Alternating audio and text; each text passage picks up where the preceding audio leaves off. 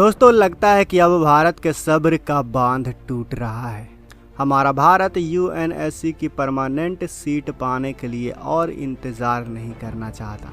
इसलिए भारत के विदेश मंत्री एस जयशंकर और रुचिका कंबोज ने बड़ा बयान देते हुए यह साफ कह दिया है कि अब वो अपने वीटो को अपने पास रखें। भारत को उनका वीटो नहीं चाहिए। जिसके बाद 90 देश भारत को मनाने में लगे हुए हैं। आखिर क्या है ये पूरी खबर जानेंगे आज के इस वीडियो में, तो वीडियो के अंत तक बने रहें दोस्तों। दरअसल ऑस्ट्रेलिया के दौरे पर गए भारत के विदेश मंत्री एस जयशंकर ने एक बड़ा बयान दिया है जिससे पूरा यूएन हिल गया है।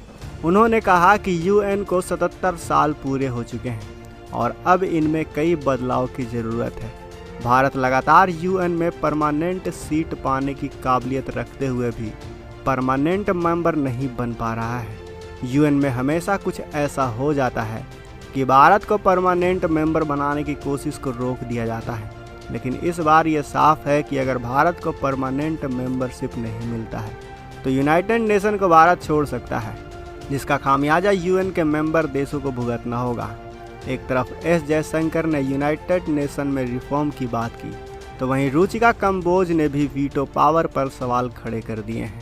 अगर भारत को परमानेंट मेंबरशिप नहीं मिलता है और नॉन परमानेंट मेंबर की सीट को नहीं बढ़ाया जाता है तो इसके बाद कोई भी रिफॉर्म यूनाइटेड नेशन में नहीं हो पाएगी और भारत भी इसका मेंबर नहीं बन पाएगा।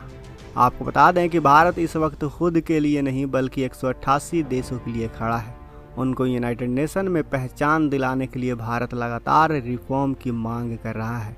यूनाइटेड नेशन को लेकर रुचिका कंबोज ने भी कई बयान दिए हैं। अपना पहला बयान देते हुए रुचिका कंबोज ने यूएनएससी के 5 देशों को लपेटे में ले लिया है और कहा है कि यूएनएससी दुनिया की 188 देशों के ऊपर दादागिरी करने ले रही है।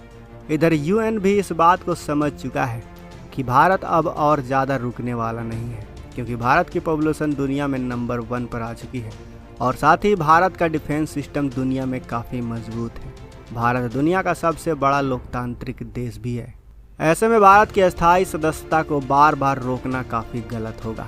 सिर्फ इतना ही नहीं, यूएन के हर मुद्दे को सपोर्ट करने में भारत सबसे आगे आता है। भारत की तरफ से हर साल काफ़ी सारा फंड भी यूनाइटेड नेशन को दिया जाता है।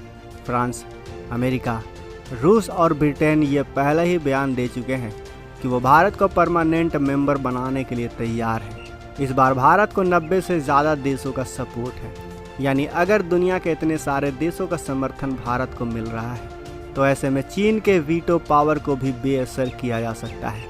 और अगर देखा जाए तो भारत और दूसरे बड़े देश जो यूएन की परमानेंट मेंबरशिप लेने की कोशिश में लगे हुए हैं वो अब यूएन से तंग आ चुके हैं।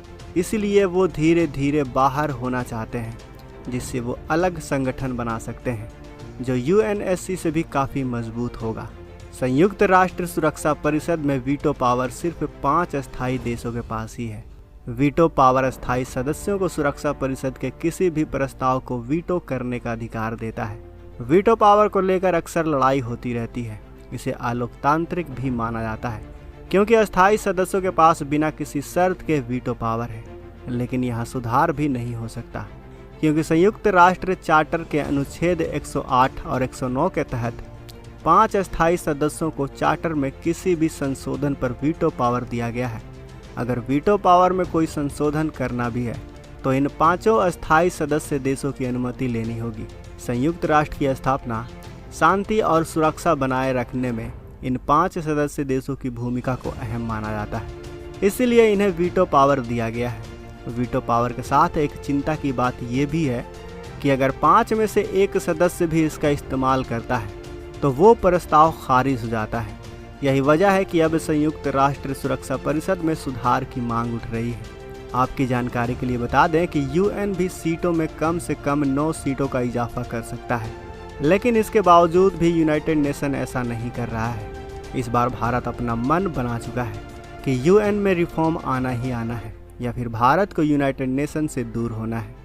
ऐसे में भारत का जाना यूनाइटेड नेशन के लिए एक बड़े चिंता का विषय है। अब देखना ये होगा कि यूनाइटेड नेशन क्या कदम उठाएगा। तो दोस्तों, आपका इस खबर पर क्या कहना है? भारत को क्या करना चाहिए? हमें अपने विचार कमेंट बॉक्स में अवश्य बताएं।